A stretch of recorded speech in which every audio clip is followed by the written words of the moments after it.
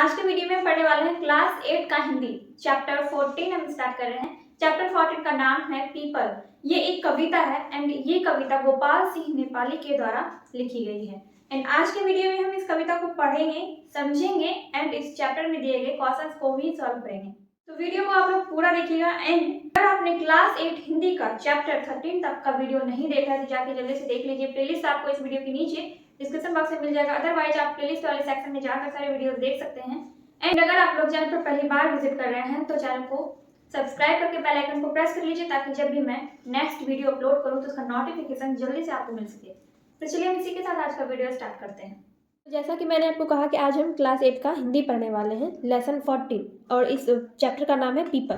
People एक कविता है जो कि गोपाल सिंह नेपाली के द्वारा लिखी गई है और इस कविता में पीपल के वृक्ष की विशेषताओं को बताया गया है। पीपल जो है एक वृक्ष होता है, वृक्ष का नाम है पीपल, ठीक है। पीपल का वृक्ष बहुत ही विशाल होता है। पीपल का वृक्ष आपने कई जगहों पे देखा होगा। ये पीपल का वृक्ष जो है वो बहुत मोटा होता है और उसमें लताएं भी होती है, उसके पत्ते बहुत बड़े बड़े होते हैं और बहुत विशाल वृक्ष होता है। तो पीपल के वृक्ष की विशेषताओं को ही इस चैप्टर में, इस कविता में बताया गया है।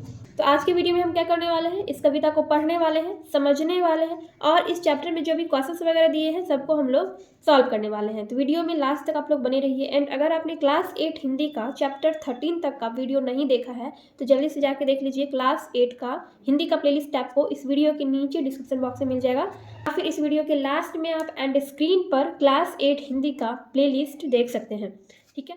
तो पहले हम यहाँ से पढ़ेंगे, ठीक है। देखिए यहाँ पर क्या लिखा गया है।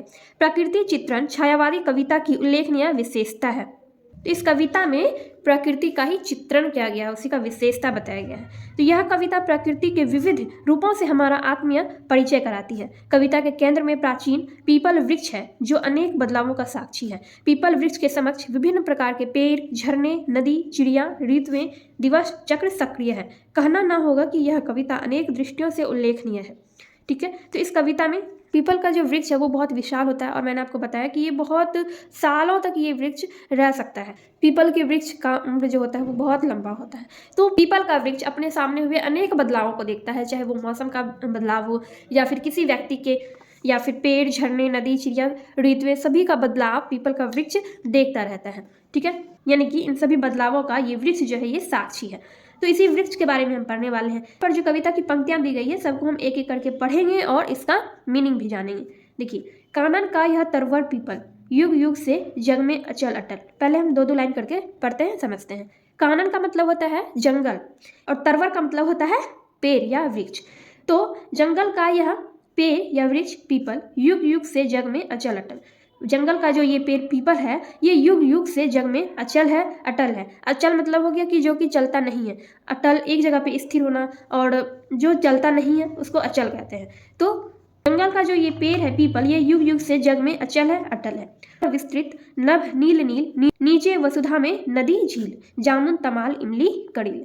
ये दो लाइनों में पढ़ा। अब इसका मीनिंग जानते हैं। ऊपर विस्तृत नभ, नभ का मतलब होता है आकाश, नील नील यानी कि रंग जो होता है जैसे कि हरा, गुलाबी, नीला, पीला, तो वही नीले रंग को नील नील यहाँ पर लिखा गया है। तो ऊपर विस्तृत नभ नील नील, नीचे वसुधा में नदी झील। वसुधा का मतलब होता है धरती या पृथ्वी। ऊपर आसमान कैसा है, नीला है, और नीचे वसुधा में यानी धरती पर नदी है, झील है, और जामुन तमाल इमली कड़ील ये सब पेड़ों के नाम है। और वसुधा में क्या है, नदी, झील है और तरह तरह के पेड़ है। जल से ऊपर उठता मृणाल, फुनगी पर खिलता कमल लाल, तिर तिर करते क्रीड़ा मड़ाल। तो यहाँ पर देखिए मृणाल का मतलब क्या होता है, ये आपके बुक में दिया गया, इसी चैप्टर में दिया गया है। मृणाल यानी कि कमल की कोमल डंठल जो होती है उसको कहते हैं मृणाल। जैसे कि फूल खिलने वाला होता है तो उसके पहले पानी के ऊपर जो है पत्ता और कोमल डंठल ऊपर उगता हुआ दिखाई देता है, उसी को मृणाल कहा जाता है।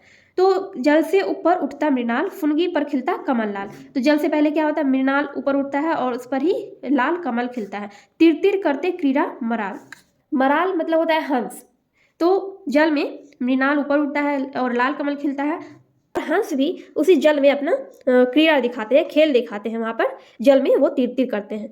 तो ऊंचे टीले से वसुधा पर झरती है निर्झरनी, झरझर हो जाती है बूंद बूंद झरकर।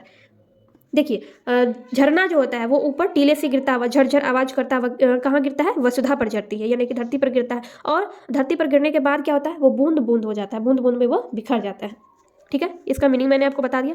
अब हम इसको पढ़ेंगे। निर्झर के पास खड़ा पीपल सुनता रहता कल कल छल छल, पल्लव हिलते ढल ढल ढल ढल। झरने के पास जो खड़ा पीपल का पेड़ होता है वो उसका आवाज सुनता रहता है, कल कल छल छल की आवाज, पानी गिरने की आवाज सुनता रहता है। कौन? पीपल का पेड़। पल्लव हिलते ढल ढल ढल ढल। पल्लव का मतलब होता है नया और कोमल पत्ता जो होता है, नया और मुलायम कोमल पत्ता जो होता है उसी को पल्लव कहा जाता है। तो पीपल का पेड़ जो है निर्झर के पास खड़ा रहता है और झरने की आवाज को सुनता रहता है। हिलते ढल ढल ढल ढल, यानी कि नया और कोमल पत्ता वो ढल ढल करके हिलता रहता है। पीपल के पत्ते गोल गोल कुछ कहते रहते डोल डोल। पीपल का पत्ता जो होता है वो गोल गोल होता है और वो डोल डोल कर कुछ कहते रहता है। जब जब आता पंछी तरु पर, जब जब आता पंछी उड़कर, जब जब खाता फल चुन चुन कर। देखिए, जब जब पंछी तरु यानी कि पेड़ पर आता है, जब जब पंछी उड़कर पेड़ पर आकर बैठता है, तब जब वह फल चुन चुन कर खाता है। पड़ती जब पावस की फुहार, बजते जब पंछी के सितार, बहने लगती शीतल बयार। पावस का मतलब होता है वर्षा, ठीक है, यानी कि जब जब वर्षा की फुहार पड़ता है, यानी कि जब वर्षा होती है और जब पंछी गाने लगते हैं तो क्या होता है? शीतल बयार, यानी बयार का मतलब हो गया हवा, शीतल यानी कि ठंडा, तो ठंडी ठंडी हवाएं चलने लगती है। जड़ती जब पावस की फुहार, यानी कि जब वर्षा होती है और पंछी अपनी धुन में गाने लगते हैं और तब क्या होता है? शीतल बयार, यानी कि ठंडी ठंडी हवा बहने लगती है। आगे है, तब तब कोमल पल्लव हिलडुल, गाते सरसर मरमर मंजूल, लख लख सुन सुन विल विवल बुलबुल। बुलबुल गाती रहती चह चह, सरिता गाती रहती बह बह। पत्ते हिलते रहते रह रह, जितने भी हैं इसमें कोटर, सब पंछी गिलहरियों के घर। संध्या को अब दिन जाता ढल, सूरज चलते अस्ताचल, कर में समेट किरणें उज्ज्वल। तो जब जब वर्षा की फुहार होती है, जब जब वर्षा होती है, शीतल बयार बहने लगते हैं, तब तब क्या होता है? कोमल पल्लव हिलडुल गाते सरसर, यानी कि मुलायम पत्ते जो हैं, कोमल और मुलायम पत्ते वो हिलडुल कर सरसर मरमर करके गाने लगते हैं, और जो कि बहुत ही मनोहर, बहुत ही अच्छा लगता है। और इन्हीं कोमल पत्तों को गाते देख बुलबुल भी उन्हीं की तरह गाने लगती है। बुलबुल गाती रहती चह चह, सरिता गाती रहती बह बह। बुलबुल कैसे गाती है? चह चह गाती है। सरिता कैसे गाती रहती है? बह बह, यानी कि सबका आवाज़ जो है, आवाज़ के बारे में बताया गया। बुलबुल चह चह करके गाती है, सरिता बह बह करके गाती रहती है। सरिता का मतलब होता है नदी, ठीक है, सरिता का मतलब होता है नदी। तो बुलबुल चहचहा करके गाती है और नदी कैसे गाती रहती है? बह बह करके। पत्ते हिलते रहते रह रह, पत्ते रह रह कर हिलते हैं, और जितने भी इसमें है कोटर, किसमें? पेड़ में जितने भी कोटर होते हैं, छेद आपने देखा होगा, पेड़ में बहुत बड़ा सा छेद रहता है और उसमें क्या रहते हैं? उस पेड़ के छेद में क्या रहता है? पंछी और गिलहरी का वो घर होता है, उसमें पंछी और गिलहरी रहते हैं। तो देखिए इसमें लिखा हुआ भी है, जितने भी हैं इसमें कोटर, सब पंछी गिलहरियों के घर। संध्या को अब दिन जाता ढल, सूरज चलते हैं अस्ताचल। जब संध्या होती है तो दिन ढल जाता है और सूरज अस्त हो जाता है, और कर में समेट किरणें उज्ज्वल। सूरज जो है अपने कर यानी कि अपने हाथ में उज्ज्वल किरणों को समेट कर अस्ताचल यानी कि अस्त हो जाता है। फिर आगे है यहाँ पे, हो जाता है सुनसान लोक, चल पड़ते हैं घर को चील, कोक अंधियाली संध्या को विलोक। और जब सूरज अस्त हो जाता है, रास्ते क्या हो जाते हैं? सुनसान हो जाते हैं। सभी गिलहरी, पंछी, जितने भी जानवर हैं सब, और जितने भी लोग हैं सब अपने अपने घर चले जाते हैं, और रास्ता क्या हो जाता है? सुनसान हो जाता है, और एकदम शाम को क्या होता है? अंधेरा छा जाता है। भर जाता है कोटर कोटर, बस जाते हैं पत्तों के घर। घर घर में आती नींद उतर, निद्रा में ही होता प्रभात, कट जाती है इस तरह रात, फिर वही बात रे वही बात। इस वसुधा का यह वन्य प्रांत है दूर अलग एकांत शांत। तो इसमें क्या कह रहा है कि जब अंधेरा हो जाता है, पूरा रास्ता सुनसान हो जाता है, अंधेरा छा जाता है, तो सभी लोग अपने अपने कोटर में जाके अपने अपने घर चले जाते हैं, और रात में क्या होता है? सब लोग सो जाते हैं, घर में सबको नींद आ जाती है, रात में सबको नींद आ जाती है, सब लोग सो जाते हैं, और इसी निद्रा में सुबह हो जाता है, निद्रा में ही होता प्रभात, यानी कि नींद में ही सुबह हो जाता है, और इस तरह से रात कट जाती है, और फिर वही बात रे वही बात, यानी कि फिर से वही सब होता है। सुबह होते ही पंछी गाने लगते हैं, सभी लोग अपने अपने काम पे जाने लगते हैं, फिर मतलब जैसे कि पिछला दिन बीतता है वैसे ही फिर से उसी तरह दिन बीतने लगता है। तो वही यहाँ पर कह रहा है कि फिर वही बात रे वही बात। इस वसुधा का यह वन्य प्रांत, यानी कि यह धरती का जो ये वन्य प्रांत है, ये जंगल है, ये दूर है, अलग एकांत है और शांत है।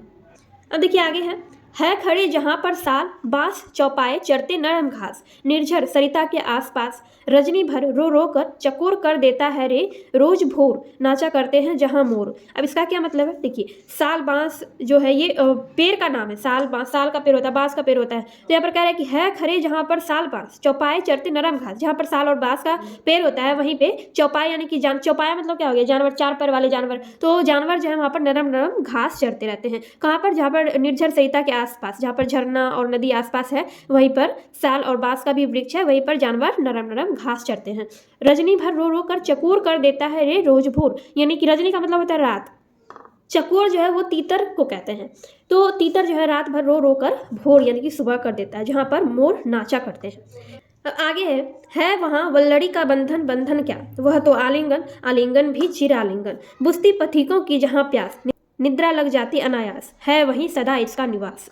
वल्लड़ी का मतलब होता है लता। पेड़ में आपने लताओं को देखा होगा, जो पीपल का पेड़ होता है उसमें बड़ी बड़ी मोटी मोटी लताएं होती है, ठीक है। पीपल का जब आप विशाल सा पेड़ देखेंगे तो उसमें बहुत मोटी मोटी बड़ी बड़ी लताएं ऐसे नीचे की तरफ लटकी हुई होती है, तो उसी को वल्लड़ी बोला जाता है। तो यहाँ पर कह रहा है कि वल्लड़ी का बंधन, बंधन क्या, यानी कि वो जो लताएं होती है वो पीपल के पेड़ को इस तरह से बंधन में बांधे रहती है कि उस बंधन को कभी कोई तोड़ नहीं सकता है। इस तरह से वो लताएं पीपल के पेड़ को बांधे रहती है, ठीक है। इस तरह से नीचे जो है वो लता जो है वो बहुत मजबूत होता है, बहुत लंबी और मोटी लताएं होती है। यहाँ पर कह रहा है कि वल्लड़ी का बंधन, बंधन क्या, वह तो आलिंगन, आलिंगन भी चिरालिंगन, बुझती पथिकों की जहाँ प्यास, निद्रा लग जाती अनायास, है वहीं सदा इसका निवास। यानी कि पथिक, पथिक का मतलब होता है मुसाफिर, यानी कि रास्ता चलने वाले जो लोग होते हैं उसको पथिक कहा जाता है। तो पथिक का जहाँ पर प्यास बुझता है, जहाँ पर उनको निद्रा अचानक से आ जाती है, यानी कि नींद उनको जहाँ पर अचानक से आ जाती है, वो कौन सा स्थान है, वो है पीपल का पेड़, और यही इनका पथिकों का निवास स्थान होता है, ठीक है। यानी कि जब पथिक जो हैं रास्ता चलते हुए जब उनको बहुत प्यास लग जाती है और वहाँ पर जो भी आसपास चापाकल या फिर नदी तालाब होता है वहाँ से पानी पीकर वो अपनी प्यास बुझाते हैं, और एक पेड़ के नीचे वो आराम करने के लिए बैठ जाते हैं, और वहीं पर उनको अचानक से नींद आ जाती है। वहाँ पर तो जिस पेड़ के नीचे उनको नींद आ जाती है अचानक से, वो कौन सा पेड़ होता है, वो पीपल का पेड़ होता है। पीपल का पेड़ बहुत ही बड़ा, विशाल और बहुत ही घना होता है, तो उसके छाया में पथिक जो है आराम करने लगते हैं और उनको वहीं पर उनको नींद आ जाती है। और पीपल का पेड़ जो है ये क्या होता है, ये उनका निवास स्थान होता है, पथिकों का निवास स्थान होता है, क्योंकि पथिक जो है हमेशा एक जगह पे स्थिर तो रहते नहीं है, वो हमेशा चलते रहते हैं, रास्ता चलने वाले लोग होते हैं, तो उनका निवास स्थान जो है वो उनका आराम करने का जो जगह होता है वो पीपल का पेड़ होता है। इस कविता को पढ़कर हमने इसका मीनिंग जान लिया, और यहाँ पर आपको कुछ शब्दार्थ वगैरह दिए गए हैं, और अब हम इस चैप्टर में दिए गए क्वेश्चंस को सॉल्व करने वाले हैं। पहला क्वेश्चन है, पीपल के पेड़ हमारे लिए किस प्रकार उपयोगी है। तो ये एक सिंपल सा क्वेश्चन है और इसका आंसर हम लोग देख लेते हैं। देखिए इसका आंसर है, पीपल का पेड़ हम सभी प्राणियों के लिए बहुत उपयोगी है। यह पेड़ सभी प्राणियों के लिए ऑक्सीजन छोड़ता है तथा दूषित वायु को ग्रहण करता है। पीपल का पेड़ हमें छाया भी देता है। तो इस तरह से पीपल का पेड़ हम सभी के लिए उपयोगी होता है, क्योंकि पीपल का जो पेड़ होता है या फिर कोई भी पेड़ होता है वो हम प्राणियों के लिए ऑक्सीजन छोड़ता है और दूषित वायु को अपने अंदर लेता है, ग्रहण करता है, और जिससे कि हमें सुरक्षित और सही वायु में प्रदान करता है। पेड़ पौधे जो होते हैं और पीपल का जो पेड़ होता है वो हमारे लिए ऑक्सीजन छोड़ता है, दूषित वायु को अपने अंदर ग्रहण करता है, और पीपल का पेड़ हमें छाया भी देता है। तो इस तरह से पीपल का पेड़ हमारे लिए बहुत उपयोगी होता है। दूसरा क्वेश्चन है, कैसा वातावरण मिलने पर बुलबुल पंछी गाने लगती है। ये आपके चैप्टर से ही क्वेश्चन दिया गया, पाठ से। यहाँ पर देखिए लिखा हुआ है पाठ से, यहाँ पर लिखा हुआ है पाठ से, तो यहाँ पर जो ये तीनों क्वेश्चन है ये आपके पाठ से ही दिया गया है। तो इसका आंसर है, जब वर्षा ऋतु आती है तब शीतल हवा चलती है और पत्ते शीतल हवा के झोंके में सरसर कर हिलने लगते हैं, तब बुलबुल भी चहचह कर गाने लगती है। तो जब वर्षा ऋतु होती है और ठंडी ठंडी हवाएं चलने लगती है और पत्ते हिले डुलने लगते हैं और पत्ते सरसर कर हिलने लगते हैं, तब बुलबुल चहचह कर गाने लगती है। तो ये हो गया आपका सेकंड नंबर का आंसर। थर्ड नंबर में है, वन्य प्रांत के सौंदर्य का वर्णन कीजिए। वन्य प्रांत यानी कि जंगल के सौंदर्य का वर्णन कीजिए। तो यहाँ पर हमने इसका आंसर छोटा सा ही लिखा है, आपको आसानी से याद हो जाएगा।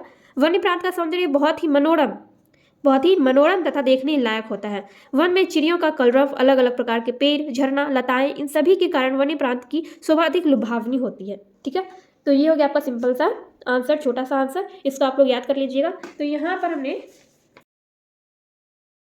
पाठ से का ये तीनों क्वेश्चन सॉल्व कर लिया है। अब हम पाठ से आगे का ये दोनों क्वेश्चन देखेंगे। इसमें आपको कह रहा है कि निम्नलिखित पंक्तियों का भावार्थ लिखिए। भावार्थ लिखिए यानी कि इसका अर्थ आपको इन दोनों पंक्तियों का लिखना है। तो मैंने यहाँ पर कॉपी में इसका अर्थ भी लिखा है, आप लोग एक बार इसको देख लीजिए।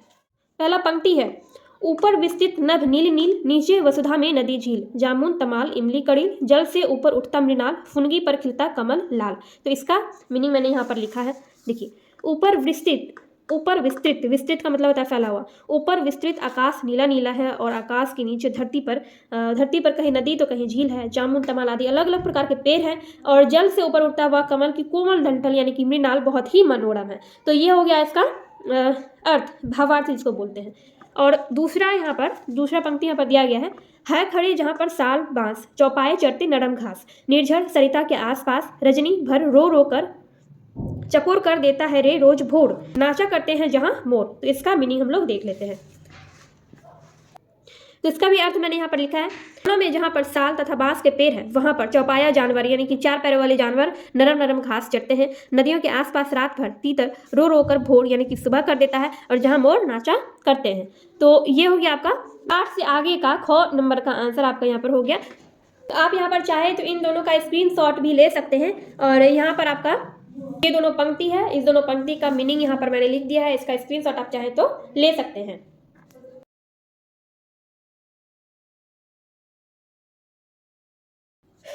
तो पाठ से आगे का ये क्वेश्चन मैंने आपको बता दिया। व्याकरण से रिलेटेड यहाँ पर 2 क्वेश्चन है। पहला है पाठ में आए योजक चिन्ह वाले शब्दों को लिखिए। जैसे कि यहाँ पर एग्जांपल में आपको दिया गया नील, नील योजक चिन्ह इसी को बोला जाता है। तो योजक चिन्ह वाले जितने भी शब्द इस पाठ में दिए गए हैं, इस चैप्टर में दिए गए हैं, उन सभी शब्दों को आपको इसमें लिखना है। तो इसको भी मैंने बना लिया है। यहाँ पर आप देख सकते हैं, यहाँ पर कुछ शब्द हैं योजक चिन्ह वाले, सभी को मैंने आपके चैप्टर से ही चुनकर लिखा है। ठीक है, तो पाठ में आए योजक चिन्ह वाले शब्दों को लिखिए। जैसे कि नील, नील है, वैसे ही है झड़, बूंद, बूंद, युग, युग, कल, कल, छल, छल, ढल, ढल, ढल, ढल, गोल, गोल, डोल, डोल, ये सारी जो योजक चिन्ह वाले शब्द हैं सबको मैंने यहाँ पर लिखा है।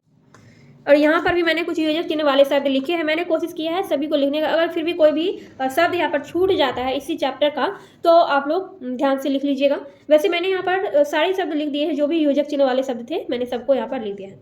उसके बाद यहाँ पर पर्यायवाची शब्द लिखने के लिए बोला जा रहा है।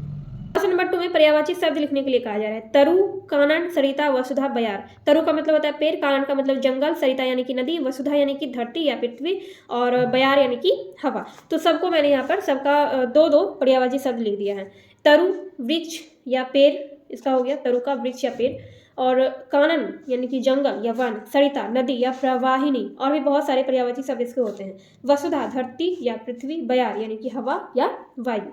तो यहाँ पर आपका ये क्वेश्चन आंसर भी कंप्लीट हो चुका है। जैसे आपका ये चैप्टर 14 पीपल ये पूरा कंप्लीट हो गया। मैंने आपको इसका मीनिंग भी बता दिया और सारे क्वेश्चंस भी मैंने आपको यहाँ पर बता दिए हैं। तो नेक्स्ट वीडियो में हम चैप्टर 15 स्टार्ट करेंगे। चैप्टर 15 का नाम है दीनबंधु निराला। एंड ये वीडियो अगर आपको थोड़ी सी भी हेल्पफुल लगी हो, अच्छी लगी हो, तो प्लीज़ वीडियो को लाइक कीजिएगा। एंड चैनल पर पहली बार आ रहे हैं तो चैनल को सब्सक्राइब करके बेल आइकन को प्रेस कर लीजिए, ताकि जब भी मैं नेक्स्ट वीडियो अपलोड करूँ तो उसका नोटिफिकेशन आपको मिल सके। मिलते हैं नेक्स्ट वीडियो में।